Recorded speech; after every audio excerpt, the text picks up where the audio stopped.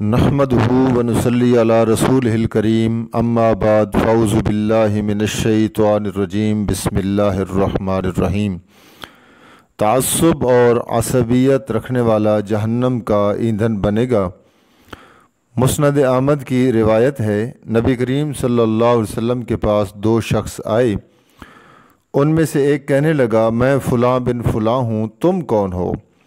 اتنی بات جب نبی کریم صلی اللہ علیہ وسلم نے سنی تو آپ نے فرمایا، دو آدمی موسیٰ علیہ السلام کے پاس ان کے دور میں اسی طرح جھگڑنے لگے۔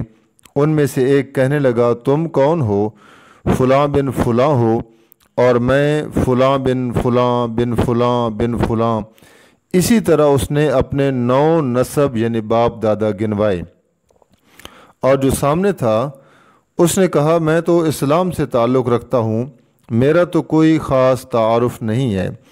تو نبی کریم صلی اللہ علیہ وسلم نے فرمایا، موسیٰ علیہ السلام کی طرف اللہ تعالیٰ نے وحی کی اور یہ خبر دی کہ جو 9 باپ دادا کا تذکرے کرنے والا ہے، عصبیت کا شکار ہونے والا ہے، اسے کہہ دیجئے کہ وہ 9 بھی جہنم میں جائیں گے اور 10واں تو بھی جہنم میں جائے گا۔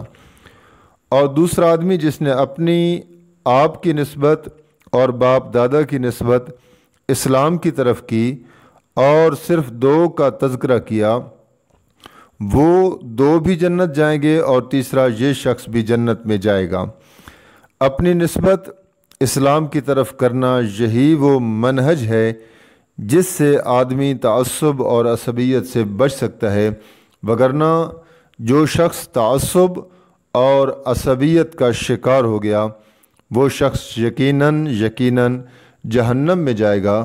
اللہ تعالی ہم سب کو تعصب اور عصبیت کے جراثیم سے اور اس قسم کی سوچ سے پاک رکھے اور اپنی حفظ و امان میں رکھے۔ وما علینا الا البلاغ۔